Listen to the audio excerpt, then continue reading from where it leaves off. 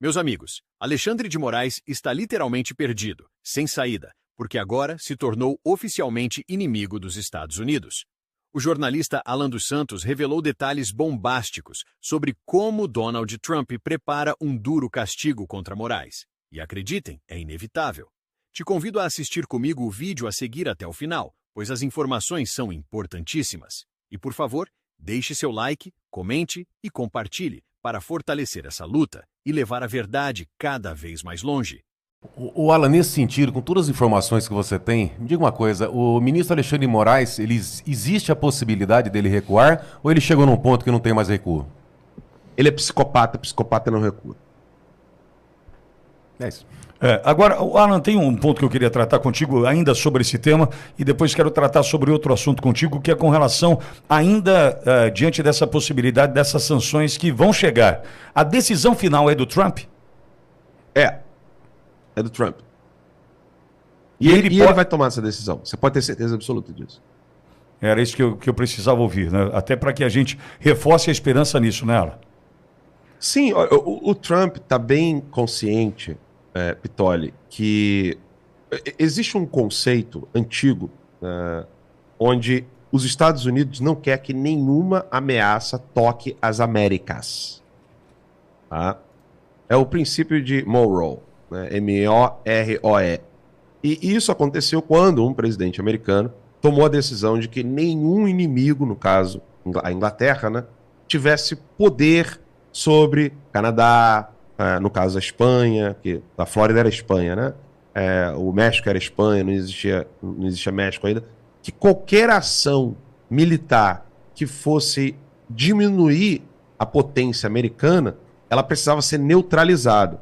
E, óbvio, isso já foi quebrado várias vezes, inclusive pela Rússia, colocando bases de mísseis atômicos lá em Cuba, e isso, né, é conhecido como o período da Guerra Fria. Mas, aos poucos, as coisas foram esfriando, né? Só que agora parece que o calor, a temperatura voltou a aumentar. A China quer porque quer, e ela hoje já domina, por exemplo, o Walmart, que é o maior mercado aqui nos Estados Unidos, ele todo é abastecido pela China. Mesmo na era Biden, os portos americanos, eles estavam sendo monitorados pelo Partido Comunista Chinês por meio dos guindastes, que eram 80%, 90% do Partido Comunista Chinês. Uma pesquisa rápida na internet agora aí, guindaste, Estados Unidos, China, Estados Unidos, você vai ver aí qual foi a decisão que o US Marshal, ou seja, o alto comando dos Estados Unidos, tomou com relação à China, substituindo todos esses guindastes dos portos, que eles eram utilizados como monitoramento. À medida em que avança esse calor, né, aumenta esse calor de conflito, o Trump já entendeu. Ou nós vamos ser dizimados e destruídos, enfraquecidos, ou nós vamos reforçar a nossa autodeterminação local, que é o princípio número 1 da civilização. Qual a diferença de uma civilização para um povo nômade? É você ter autodeterminação local. Esse lugar aqui é meu, eu nasci aqui, eu cresci aqui, eu vou cuidar desse lugar, e aqui quem manda somos eu e as pessoas que estão aqui, e não poderes estrangeiros. É o que os Estados Unidos está fazendo. Agora, o que um doido, maluco, varrido, psicopata do Alexandre de Moraes quer ao fazer isso, é óbvio, ele quer a ascensão dele próprio dentro do Brasil ou dentro daqueles que estavam financiando o bolso dele esse tempo todo. Ele não vai se dar bem nessa. Isso é meio óbvio. Seja em curto, médio, longo prazo, não importa. Ele não vai vencer essa guerra. Ele pode ficar ali felizinho com alguns êxitos momentâneos, como, por exemplo, uma pessoa que morreu na cadeia, e ele ficar ali, né? Aí, tá vendo? Eu decido até se o cara vai poder viver ou morrer. Ele pode ter êxitos momentâneos, como prender a Débora dos Santos, que usou batom e zombar da cara dela na decisão, dizendo que o batom é um objeto inflamável. Mas ele não pode, de jeito nenhum, achar que isso nunca vai tomar proporções globais e que o mundo inteiro vai assistir isso e ficar aplaudindo as loucuras dele, como as criancinhas que estão lá na sala de aula, jovenzinhos da sala de aula da USP, quando ele dá aula e fica fazendo lá a propaganda enganosa dele, dizendo que ele está lutando pela democracia. É óbvio que ele será punido. É óbvio que o Trump não vai deixar isso acontecer, porque, do contrário, o Trump não estaria fortalecendo e reestruturando a identidade americana. Da mesma maneira que o Brasil deveria de fazer isso, estava fazendo isso desde 2019 e foi parado por uma fraude eleitoral. Não entendeu nada. Como assim? Ele está querendo proibir uma empresa americana, querendo passar por cima da soberania americana e proibir que Alan dos Santos tenha um perfil, seja no Truth Social, seja no Rumble. Isso é inadmissível. E aí as duas empresas, né, o Trump Media Group e a empresa do Rumble, entraram com uma ação contra o Alexandre de Moraes. Isso foi noticiado pela imprensa brasileira, minimizaram um pouco a ação, dizendo que dali não ia dar nada. Só que aquilo ali é só mais uma etapa para comprovar, que foi o que o juiz decidiu, que eles não são obrigados em nada a cumprir o que quer que seja que Alexandre de Moraes deseja. Bem, dito isso, vamos falar da Lei Magnitsky. O que é a Lei Magnitsky? A Lei Magnitsky o nome é por causa do Sergei Magnitsky, que em 2012 morreu de uma maneira muito suspeita dentro da cadeia, um advogado que estava denunciando corrupção na Rússia. Pelo fato de ele ser advogado russo, esses direitos dele fora da Rússia, esses direitos humanos fundamentais, não estavam sendo respeitados pelas autoridades russas. Bem, quando isso aconteceu, ele acabou sendo preso, morreu na cadeia de uma maneira muito misteriosa, e aqui nos Estados Unidos, onde ele estava lutando, acabou virando uma lei. E em 2016, quando eu leio qual é o nome dele, em 2016, essa lei ela se ampliou para uma dimensão global. Ou seja, os Estados Unidos da América, os legisladores americanos, os deputados, né, senadores, eles entenderam que... Pessoal, só um minutinho. Obrigado. Eles entenderam... Desculpa, Vitória, fique em paz, fique em paz. Eles entenderam que uma empresa aqui nos Estados Unidos, empresa ou pessoa, né, que aqui nos Estados Unidos está sofrendo sanções de autoridades de outros países, violando direitos humanos, ela não pode mais gozar da liberdade dentro dos Estados Unidos ou com parceiros americanos. O que significa isso? Uma empresa, um governo ou uma pessoa que acaba sendo sancionada por essa lei Magnitsky, ela fica proibida de ter bens nos Estados Unidos, fica proibida de entrar nos Estados Unidos, tem o passaporte sem o visto americano, porque o visto será cancelado, e as empresas americanas não podem mais fazer negócios com essa pessoa, e o nome dela fica completamente apagado do sistema bancário e financeiro dos Estados Unidos. Eu estou falando uma linguagem simples aqui, mas apagado no sentido de que essa pessoa ela não pode existir dentro do sistema financeiro americano.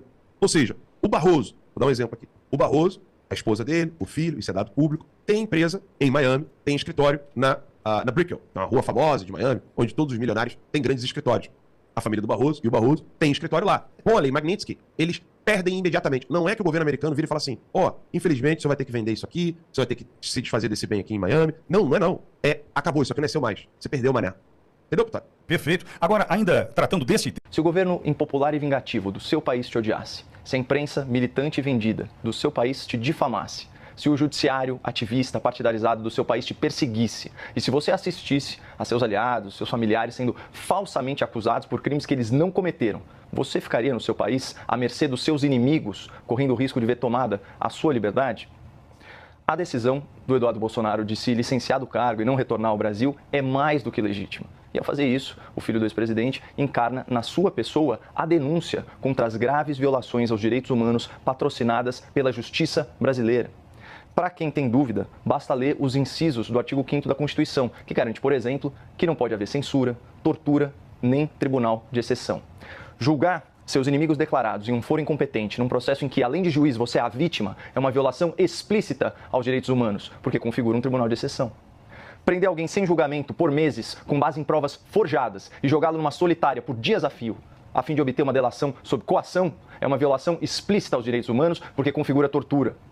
Impedir que uma pessoa presumidamente inocente dê entrevistas à imprensa, fale em público ou tenha redes sociais é uma violação explícita aos direitos humanos porque configura censura. E esse ponto aqui é inegável, porque até mesmo a mídia tradicional reconhece, nos seus vários editoriais, o autoritarismo do judiciário brasileiro e a prática da censura. O Estado de São Paulo, editorial de ontem, em português cristalino, o STF, garantidor maior das liberdades constitucionais, tornou-se um órgão de censura.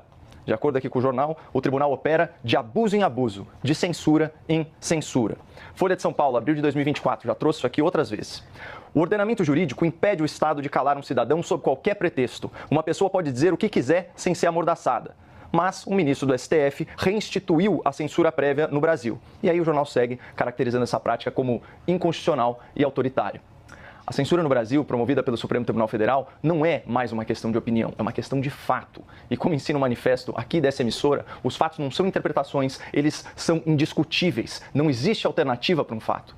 Portanto, se há tribunal de exceção, se há tortura, se há censura, há violação explícita dos direitos humanos, e essa violação deveria ser denunciada, deveria ser combatida por todo aquele que se diz defensor da democracia.